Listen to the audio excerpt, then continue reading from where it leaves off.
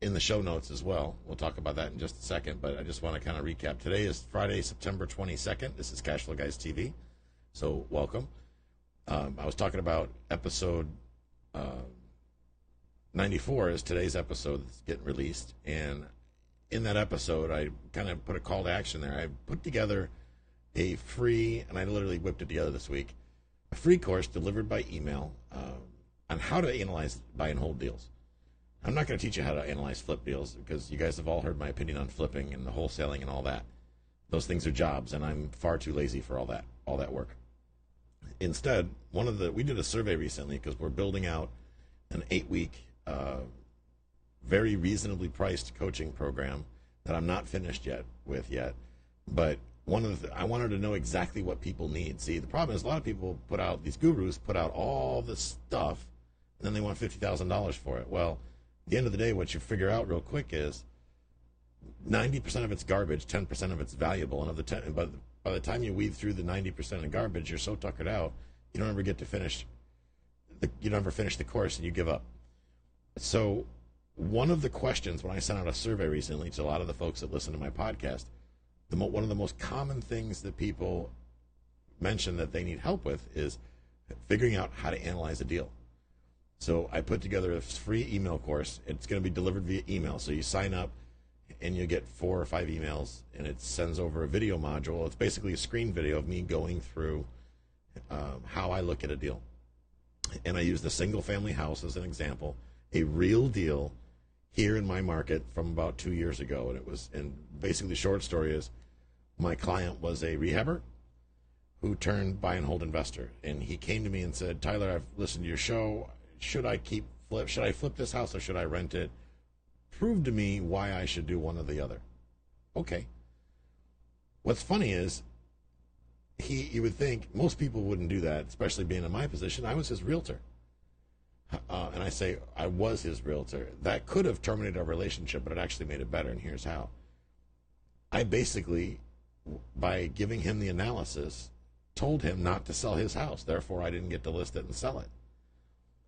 But by doing so, I gained his trust, you see, and now he buys rental property from me.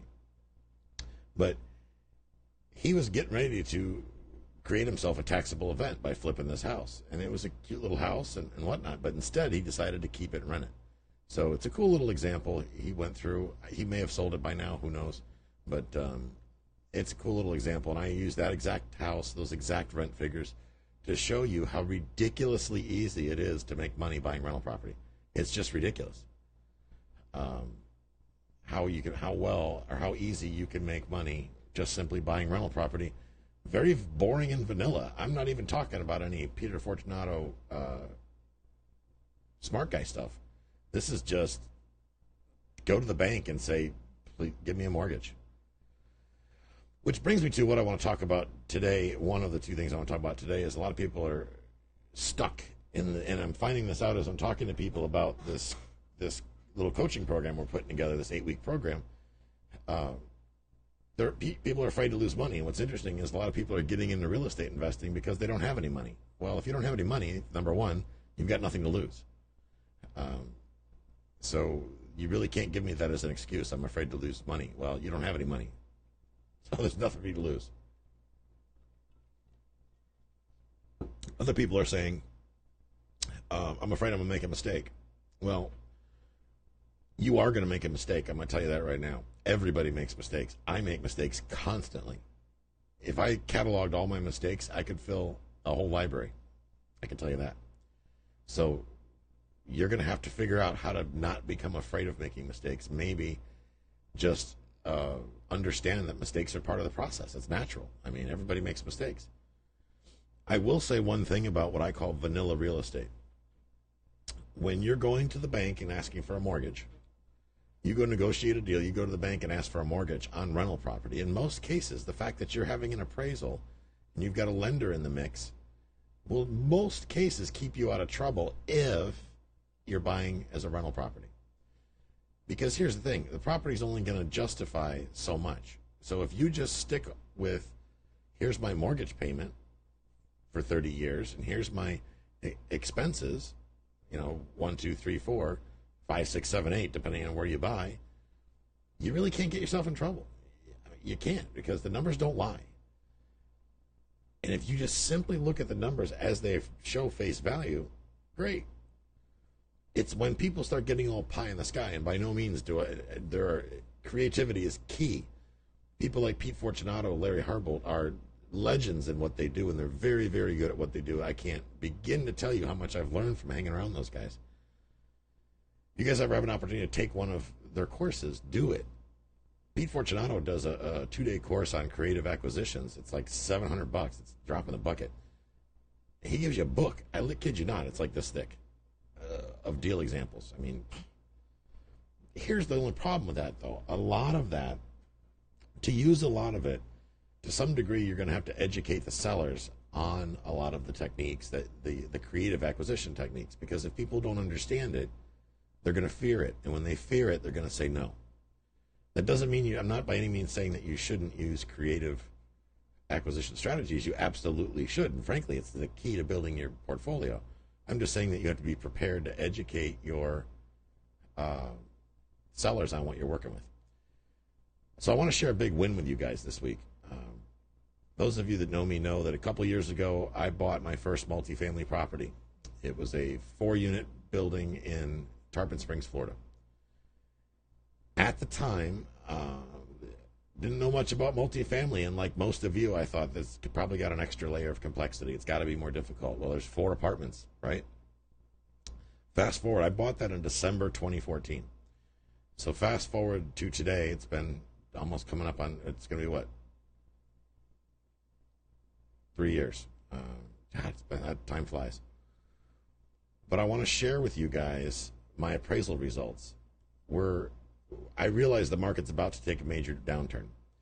And I know from watching people overpay for real estate that the value of this property has soared exponentially. It had to have. When you do an appraisal, there's 2 different ways that appraisers will look at a property to value a property. They'll either use the income method, if it produces income, or they'll use the sales comparison approach. Those are the most common. Now, there's other ways you can do it as well, but these are the most common. Of those 2, the most common is the sales comparison approach, comps, if you will. That's what most realtors use. That's what most wholesalers use. And in any type of a retail transaction where you're buying a house to live in it or a second home or something like that, they're always going to use the sales comparison approach. Being an investor, though, I want to be creative, so I'm looking at different scenarios to see what's what, and I'm always looking for ways to generate more capital, and more capital will invest into more properties, which creates more passive income. There's a reason why I can sit here on Friday and do these shows with you guys for free. Well, because I already get paid passively every single month by my tenants. They mail me money. It's called mailbox money. It doesn't make me any smarter than anybody else, I can assure you that. And I'm not any smarter than anybody else. I'm actually probably the dumbest one on this call. I just have the time to do this because I don't have to hang out at RIA meetings, and I don't have to go to guru boot camps and all this other crap, because I just simply took action. And that's the difference between me and anybody else, is that I took more action than most people do. When I bought this property, I paid $220 for it. No, $215. I don't remember, one of those two, $215, $220 for the property in 2004. Now, what's important of note here, guys, is this property was on the MLS, that place where you can't ever find deals. It was on the MLS for a year. Everybody else drove by and went, ew, looked at it. Nobody wanted to buy it. The listing agent was also the owner, one of the owners, husband and wife couple. The listing agent was one of those people you can't carry on a conversation with. She has all the answers to life because she's been a real estate broker for 30 years. Therefore, she's the smartest person in the room. Just ask her. So like the most recent awesome deal I got over in Tampa, I just let her do the talking. Like fighting a fish, I just let her keep yapping until she wore herself out. That took the price down from like, I don't know, it was like $300,000 or $290 or something like that, all the way down to $220 or $215. I need to look that up because I can't remember for the life of me. I think it's $220. Anyway, So I offered her the opportunity to hold the note. She didn't want to. Looking back, she didn't want to because she didn't understand it. Even though she's a real estate broker, she didn't understand it. I'm doing this now all the time, every time I say broker, because I giggle every time some broker thinks they're smarter than everybody else because they got a title. I've started actually using the word broker towards myself, even though I'm not a licensed broker, just to piss people off. Because it's funny to watch the people that wasted the extra $400 get all twitchy.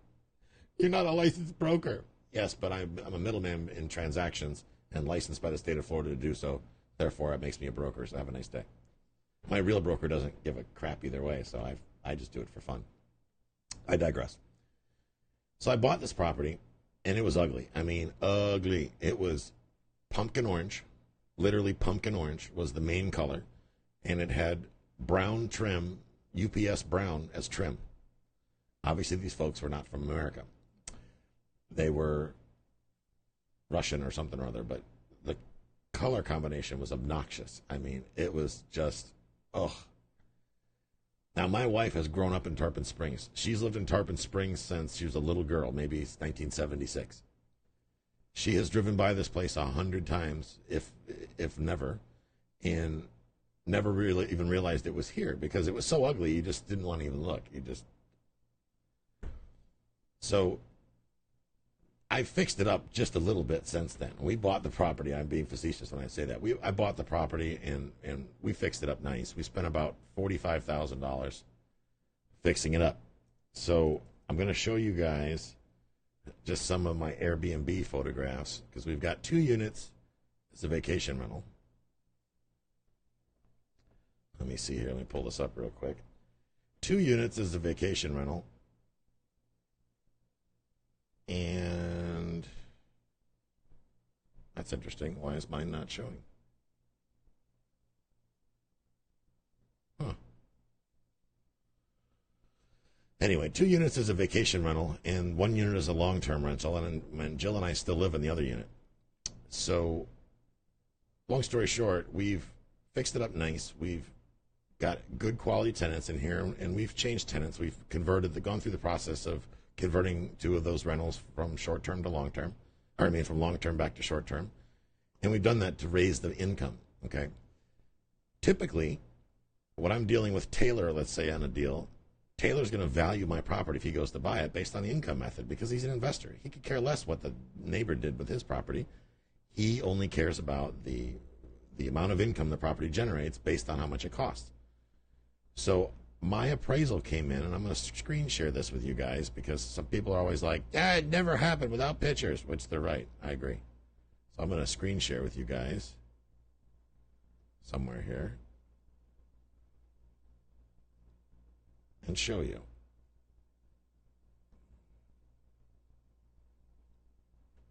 Okay, so you guys should now be able to see my appraisal. I'm going to blow it up a little bit so you can see better.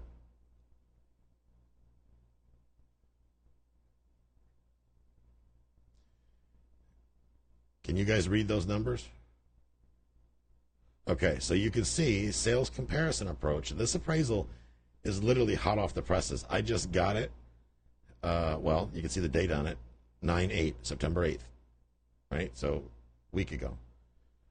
By sales comparison approach, this $220,000 property is now valued at $380,000.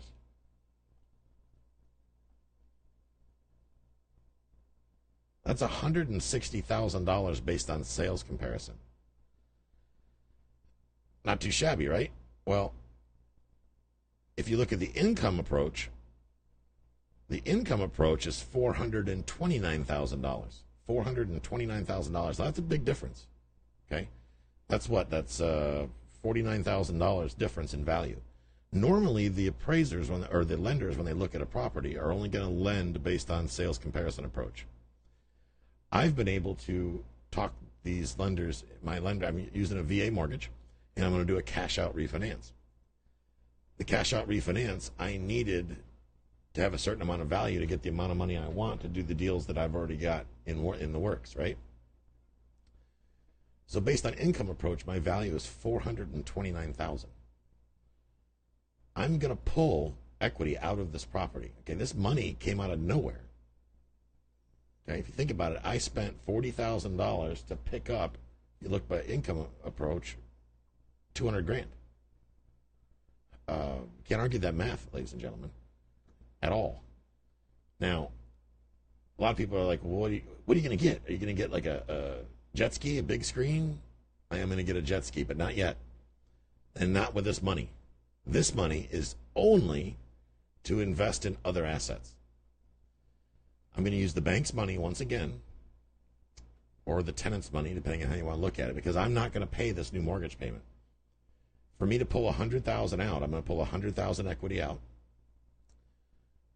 The tenants are going to pay that bill for me.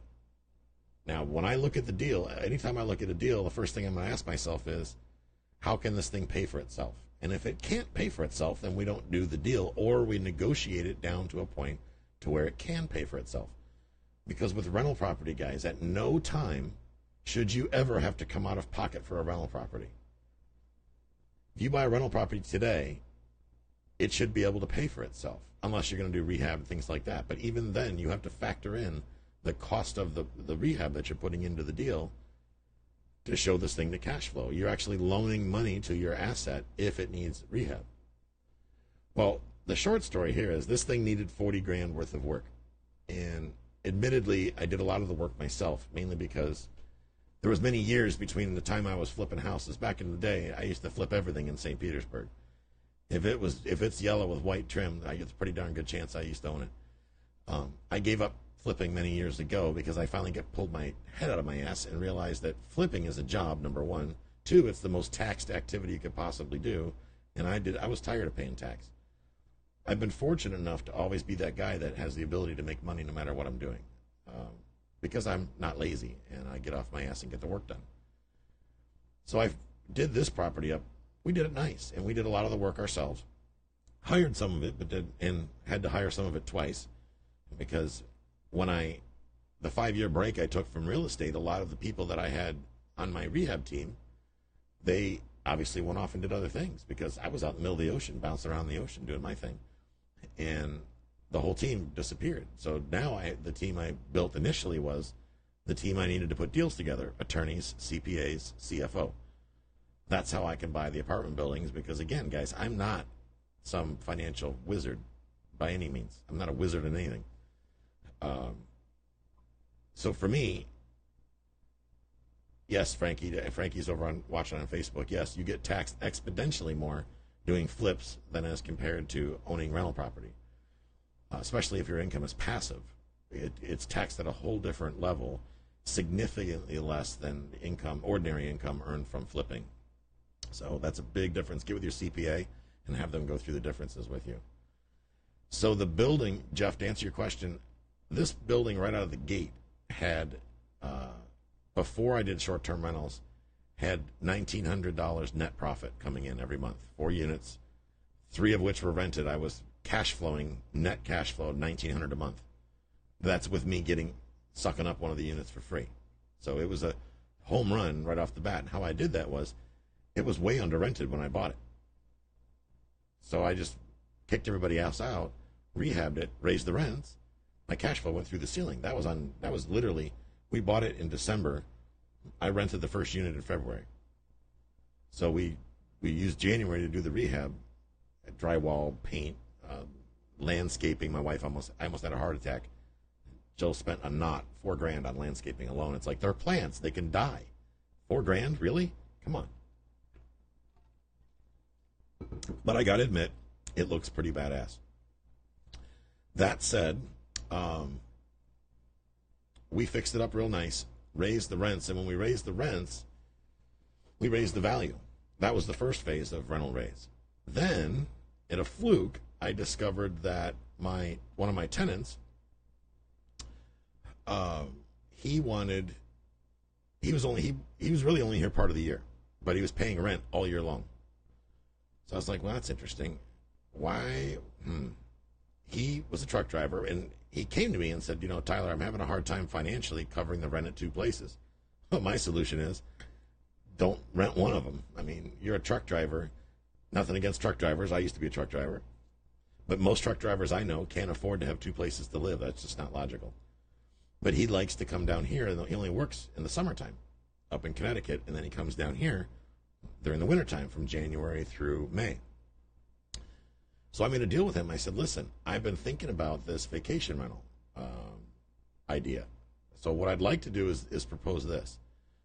You're going to continue to pay rent while I rehab your unit, while it sits vacant. I'm going to redo your kitchen. I'm going to furnish it. I'm going to put in flat screen TVs and cable and internet and all this stuff. And then after I get it done, I'm going to start renting it on vacation rental, as a vacation rental for the rest of the year while you're not here. So that said, what that looks like is I'm going to charge you $1,000 a month rent while you are here. And then I'm going to charge you $400 a month while you're not here as a placeholder for you to cover, or for me to cover expenses while you're not here. That is a huge difference for him, because he was paying $900 before, or I'm sorry, he was paying $900 before. So by doing that, I guaranteed myself some income, right? And you could see, I wish I had, one of these days I got to get before and afters of this place. But I guaranteed myself $400 a month. I raised the value of the property exponentially, because now I have a set of, that's just a small piece of income. I can now vacation rental the property and set my cash flows through the ceiling. So now when I switched over to vacation rental, I jumped up to thousands of dollars a month. It went to, my best month is $6,000 net. Jeff, to answer your question, $6,000 net. Big difference there. Big difference. And as you can see, let's see here. I'm trying to get some pictures up. Yeah, here's a good example. Let me screen share with you.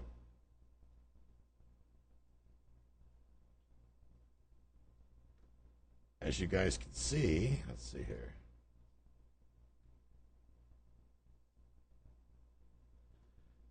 It's cleaned up a little bit. It's no longer orange. Change the color. Put the landscaping in. Pressure washed the sidewalks. Dialed it in. Right? Redid the insides. Redid the kitchen. Stuff like that. Makes a big difference. That makes people want to live here. We get the highest rent of anybody around.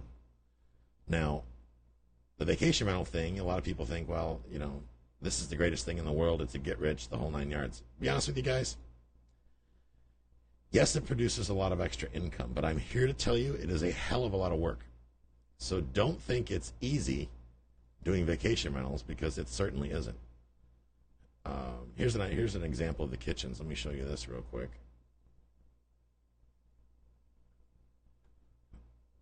Those of you on Zoom.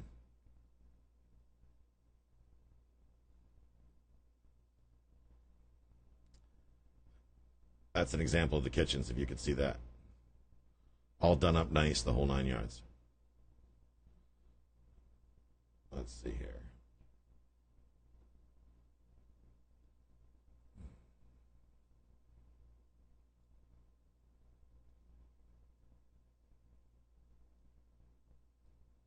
There we go. My screen sharing button got stuck. I couldn't get to it. So what's interesting about this whole thing is during the appraisal, the appraiser's here, and I always make sure I meet with the appraiser. I don't want them bebopping around making up their own minds, because everybody assumes, and everybody's always wrong when they assume, including me. So I make sure that I was here for the appraisal. The appraiser comes out, he's like, man, this place is gorgeous, very nice, well done. Nicest place I've seen in a year, blah, blah, blah.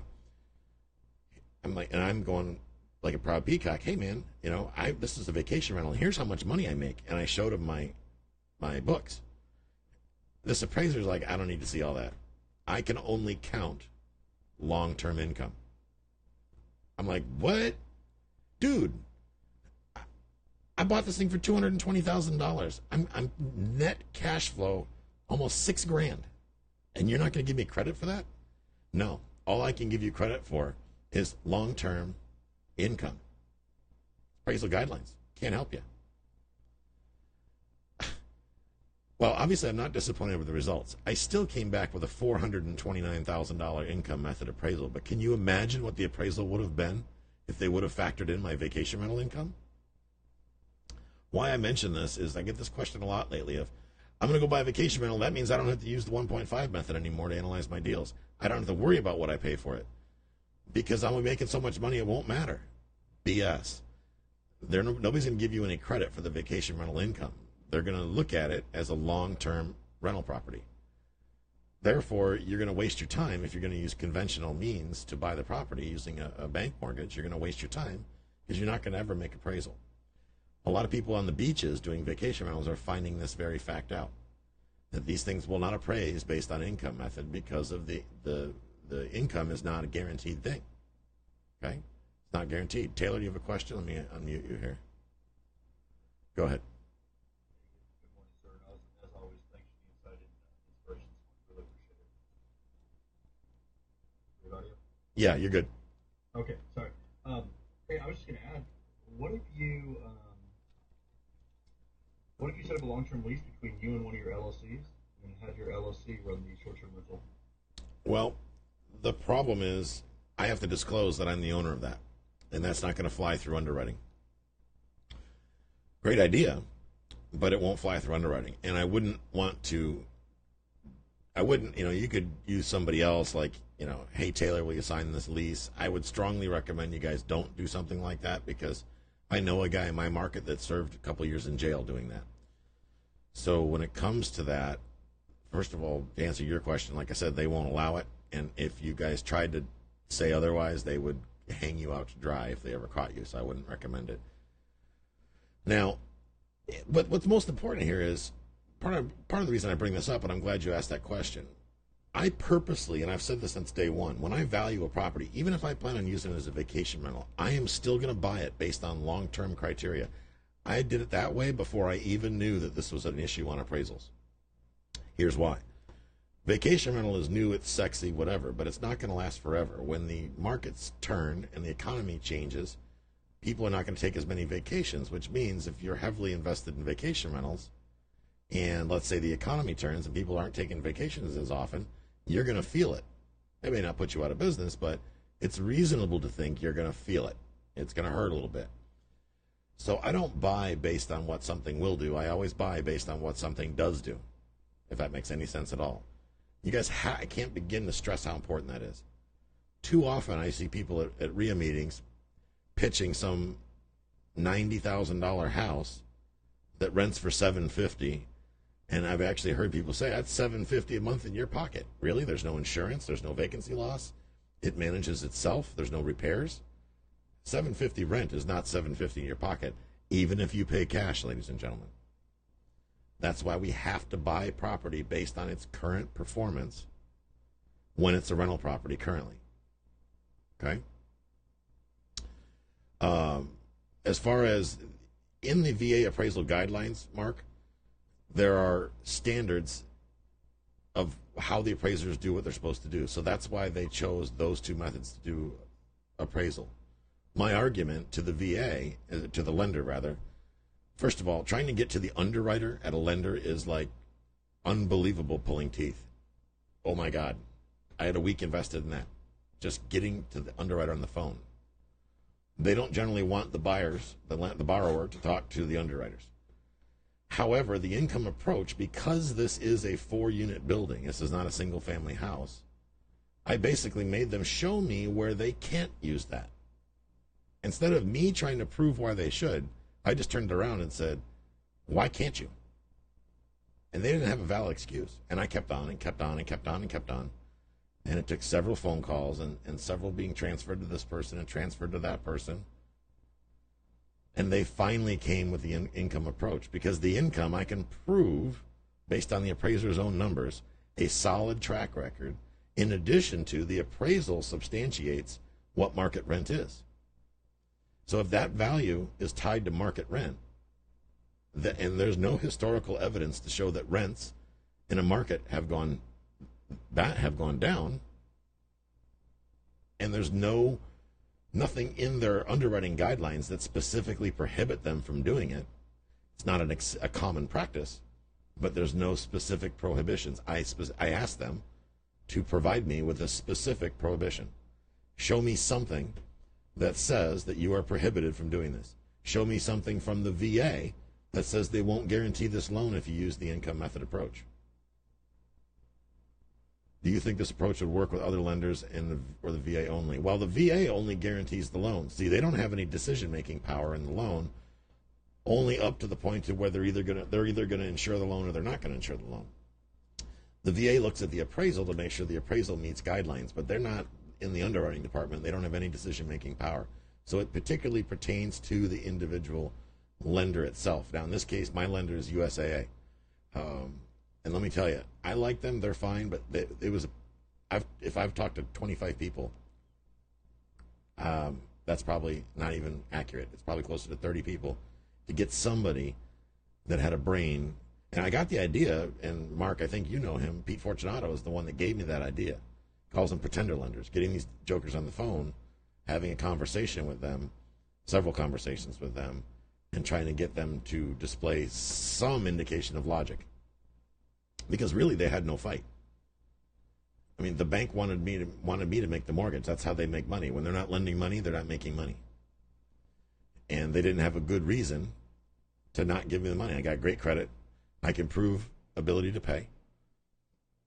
There's no reason why they couldn't give me the loan. Jeff, going back to your question though, for me, this asset needs to be able to afford any debt that's applied to it. This is where people get themselves in trouble. This asset has plenty of cash flow, even as a long-term rental, with only 3 units spilling off income, because I don't obviously pay rent in my own place. This asset has plenty of money to cover the mortgage payment, cover all the debt service and the expenses, all on its own. That is a requirement for me. For Jill and I, we won't do a deal, we won't leverage a property unless that's the case. Over and above that, it should never have to pay that extra debt. It should only have to pay its original debt service. So the next set of assets that we buy, which in this case is a package of 5 land-owned mobile homes, those 5 mobile homes will net us $550 apiece. So if you go 550 times 5, that's $2,750 net profit a month. The additional debt's going to cost us about $400 a month. So the profit on that's about $2,300 a month off of borrowing that extra money. The way I structure the mobile home deals is I believe that the vacancy loss will be significantly higher in a mobile home than it would be in a traditional nice B-class apartment building. So based on that, I built in 20% vacancy loss into my numbers. I'm uber conservative because I'm too old to lose money.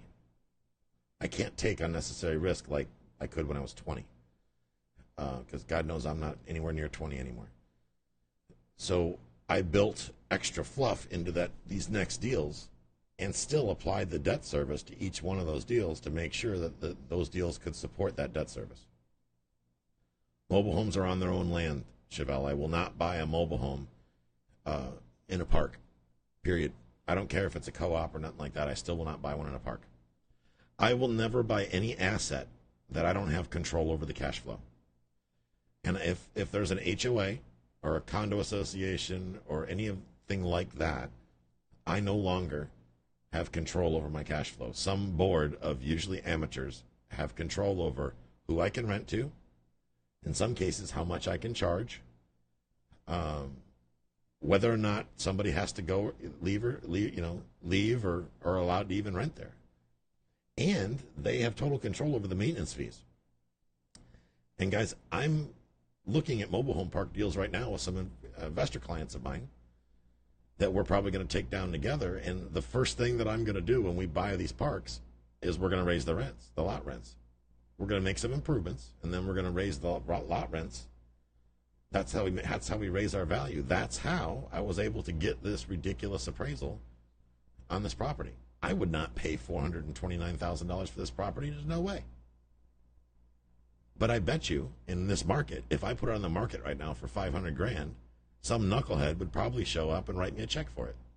It looks good and it cash flows like crazy. I wouldn't do that, but I guarantee you somebody else would. I've got 2 buildings for sale right now in Memphis, Tennessee. I imagine they'll probably be sold in the next 30 days for top dollar. So there you have it. Just so your safety net is the original property being able to pay the new debt, but the new property will ultimately cover it. Absolutely. There's a 2-step approval process for me. The current asset that I'm using to leverage it, to get the cash, has to cover it, and the next asset has to cover it. Now, for me, when I underwrite a deal, and if you guys listen to this week's episode and you go to that link, cashflowguys.com/mailbox money, get that free video course. Right in there, I show you exactly how to break down all the expenses and everything. Debt coverage ratio, for me, I use a 2.0 debt coverage ratio, which means at the end of the day, there should be enough profit left over to pay 2 mortgage payments every month. I will not do a deal unless that's the case. Banks will loan money based on a 1.25 debt coverage ratio, which basically means at the end of the month, there's only enough money left over to pay 1 month's mortgage payment, 1.25 months mortgage payment. I want 2 months mortgage payment. That's me. I'm conservative, and that's why I don't do as many deals as most other people do. Everybody's patting themselves on the back because, I'm going to buy 100 units this year. Why? I'm going to flip 100 houses. No, you're not. Because you're going to lose a ton of money in the process if you're that focused on volume. And I was that guy. There was a time where that's all that mattered to me. But not anymore. For me, it's about the quality. It's not about the quantity. Why selling in Tennessee? I'm selling the first 2 properties that I bought. Basically, Chevelle, because the value has gone up so high, so exponential, that I can cash out of these things. My investor in these 2 buildings needs a bump, and we want to get him invested in something else. Now, I could leverage those buildings instead, but they are my least favorite buildings of everything that we own. So for me, it just makes more sense. We did the math, and mathematically it makes more sense. We stand to make more money by placing that capital elsewhere. A lot more money. I'm working on a deal right now, actually out of my market in San Antonio. I'm going to be raising capital for that coming up soon.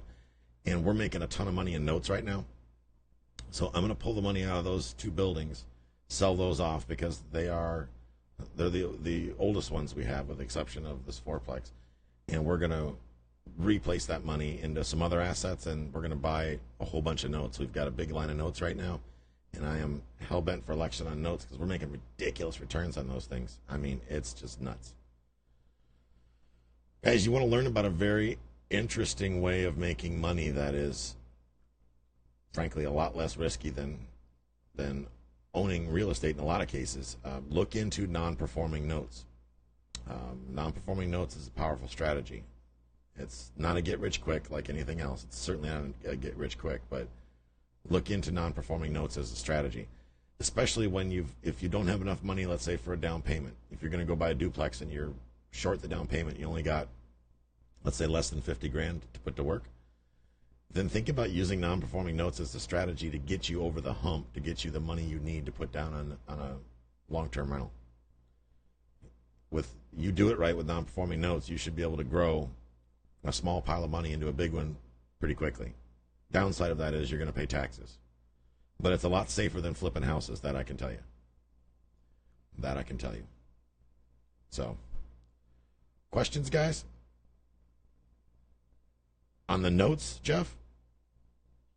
Yeah, so yes, Ryan, you got to buy it all up. You got to pay it all up front. When you buy a note, okay, let's talk about a $100,000 note. You're not paying your mortgage for whatever reason. You're having a hard time. Taylor owns your note right now. He's the Bank of Taylor, and he's he's looking at, he wants to do other things, and he's got your asset, your note, which is a toxic asset, on his books. So he wants to unload that asset. He'll sell that note at a discount. Okay? Remember, he's a bank, so he's allowed to loan 8 times more than what he actually has. So Taylor's only got, let's say, 20 grand in the bank, or 10 grand in the bank. He can loan you 100 grand. So he loans you the money. You can't cover it, that $100,000 note. You're having a hard time. You're behind your payments. Taylor then reaches out to me and says, hey, Tyler, I have this note that's not performing. I want to unload it. Taylor, I'll tell you what. I'll buy that note 30 cents on the dollar. Taylor will do that deal because he's been collecting interest up front, because that's how amortization works. The amortization, the interest is front loaded. So the majority of your payments, your initial payments, are all interest, or mostly interest. So his profit has already been made. And if you ever look at an amortization schedule, you can see, especially when you break it out, how much you've paid in after so many years. So I buy that note for $30,000 from Taylor. Okay, now I own the note, which means you as the homeowner gets a letter saying, hey, I'm Tyler. I bought the note from Taylor. Now the payments have to come to me. Of course, I know that you haven't made your payments. So yes, thank you, Chevelle. 35, 44, and 66 cover notes, my 3 episodes, and we got another one coming up soon about notes. I'm going to give you a couple different options. I'm going to look at the asset and say, listen, Jeff, I know you're having a hard time. I have a program where we can help you fix your credit, and we can get you reperforming again and drop your payments to payments that you can afford, because you said to me that you can't afford the payments. Great. How does that work? Well, you've been in this house now for 10 years. And what we can do is restart the loan.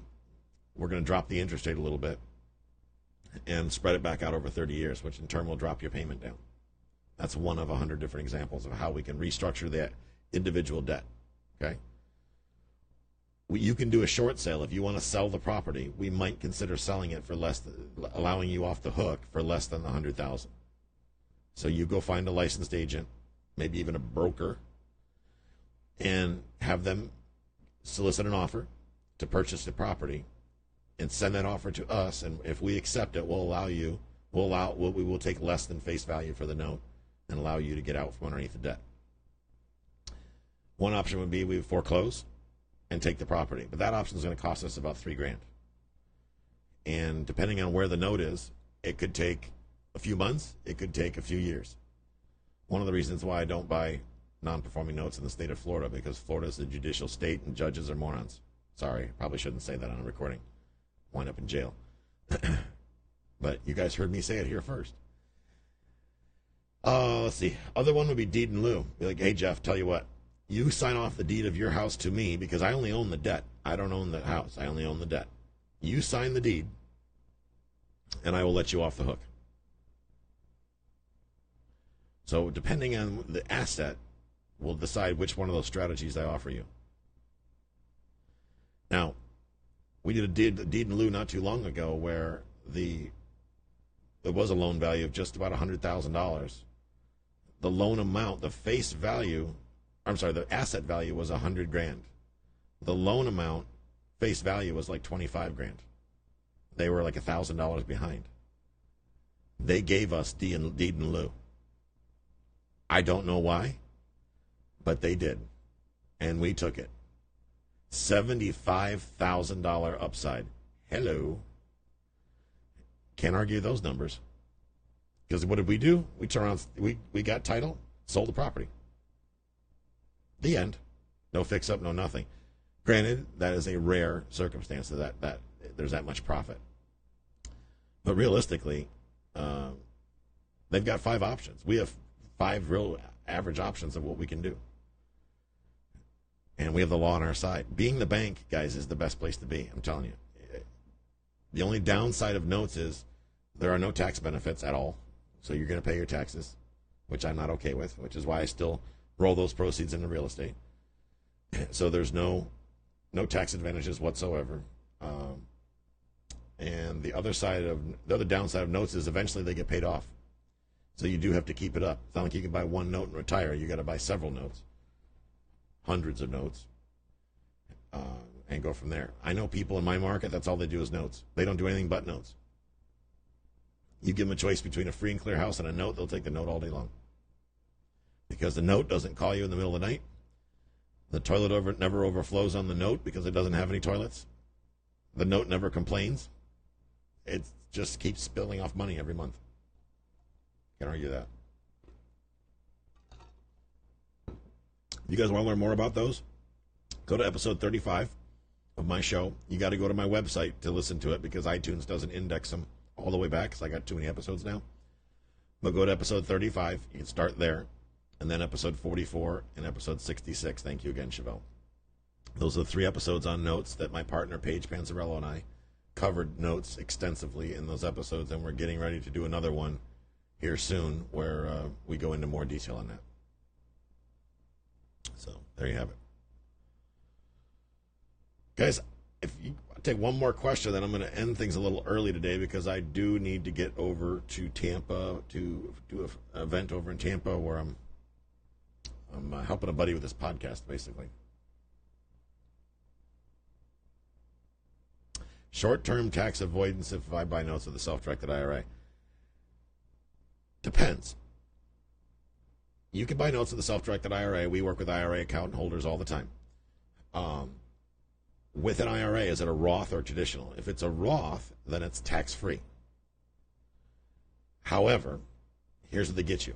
There's something called UBIT, which is unrelated business income tax. Unrelated business income tax. The government, the IRS, does not want you to be a business. They want you to be an IRA. That's what I mean, your IRA needs to be an IRA, not a business. So depending on the time frame that the money's invested will dictate how UBIT applies, if at all. So the best bet is if you have a self-directed IRA, talk to your account holder or your administrator and ask them, I'm going to invest in notes, and I expect to get my money back in X amount of time. And they will tell you. Usually, I can tell you loosely, I believe it's either 12 or 24 months or less, you're almost guaranteed to pay UBIT tax. Almost guaranteed. But check with your administrators on that and your CPA. That's a good question. Now, avoidance is if it's a traditional, then with a traditional IRA, and the big difference, guys, between a traditional IRA and a Roth IRA is tax exempt because you're essentially investing post-tax dollars, which means you've already paid tax on the money that you've invested in your IRA. The traditional IRA is basically a tax deferment, which means they're not going to tax you today, but they're going to tax you when you take it out. I've never known taxes to go down, guys. Just saying. If it was me and I could choose between the two, I would go with the Roth option. That's just me. But gosh forbid, I'm not a certified financial planner. So don't listen to me. Find one of those certified financial planners or maybe a broker with designations. And ask them. Just kidding about that.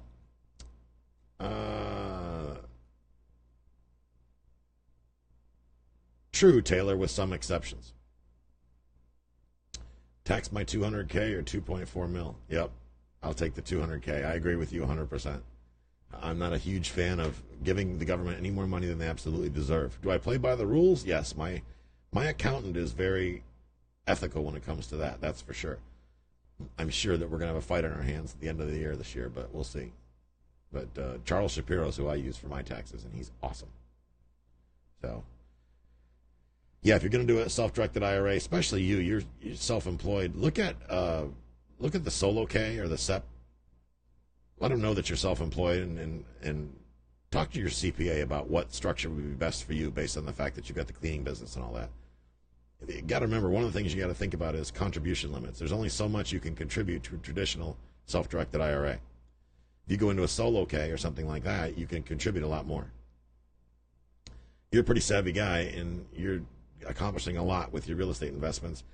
I think you're probably going to be a lot happier with a Solo K because you don't realize it yet, but you are very close to coming into a large amount of money that you are going to want to have a place for it to live. So, and make more money without having to pay tax because you're almost there. You are very, very close. And that's that. And a warning, guys, before we wrap up real quick today, Somebody on the call, Miss Amanda, and this is not a call out, this is just a reminder, had a guy recently who she paid up front to perform a service and did not perform said service. Now, we're not talking about huge amounts of money, but the money doesn't matter. It's down to the principle. There are people out there, when you identify yourself as a real estate investor, there are people out there that are poised to take advantage of you because they interpret that to mean you are independently wealthy. People think that Jill and I are multi-gazillionaires. Not true. We have significant passive income coming in every month. That does not make us gazillionaires. Okay? Be careful when you're dealing with people, number one, out there in the field. I got an electrician right now doing about $1,000 of work here at my place, putting in a generator switch and some other stuff, making the light switch work to the fan and all that crap. I didn't pay him 1 red cent up front, and I won't pay anybody up front for a service. No. Always, always, always pay them at time of service is rendered. And if you're dealing with a contractor that that needs the money up front, I would question how they run their business. And guys, I've had houses built and not had to advance money. I've had room additions and roofs and you name it, all kinds of expensive stuff done that require a lot of materials. But I deal with contractors that can afford to do the work. Because if they can't, if they're that guy, I got to pay my guys this week, no, that doesn't work. In this case, it was only $90, but Amanda got taken advantage of, and she's a savvy chick, let me tell you. She's no dummy, and this dude took advantage. And this guy is what's gonna happen to this guy is gonna suck, because he committed a crime, because he did it during a hurricane, which I believe makes it a felony. So that's a shame for him, because he'll never get any work again. So that's that. Stay safe out there, guys. There are lots of people out there trying to take advantage of you. Lots. If you guys want to learn about dealing with contractors, Larry Harbolt's got a course. I think it's $1 now. We've got it at $1. LarryHarbolt.com/rehab. It's a $1 course. It will give you the forms and teach you how to deal with contractors. So, $1. I'm a guru. $1. I think it actually cost me $1 to deliver that course. Cost me a lot of dollars. So, anyway. As a reminder, guys, cashflowguys.com/mailbox money. That is the new free course. No, it's not fancy, but it is free. Threw it together this week to kind of help you guys get started thinking through the offer process. I'll probably put out a couple more of these as time goes on. Pardon the sound quality. The sound quality sucks. It's a little embarrassing, but it is what it is. I got a window air conditioner here in my office. So I'm doing recordings. I'm talking through basically like a soundboard that takes some of that out, but it also makes that electric noise, so bear with it. Drives me nuts, and I know it drives some other people nuts too, and I don't blame them one bit, and I appreciate that. So guys, take advantage of that opportunity. For that, it's free for now. Eventually, I'll probably sell it at some point, but once I improve it, I want to redo it and upgrade it and all that. But enjoy, guys. Have a great week, and make some cash flow.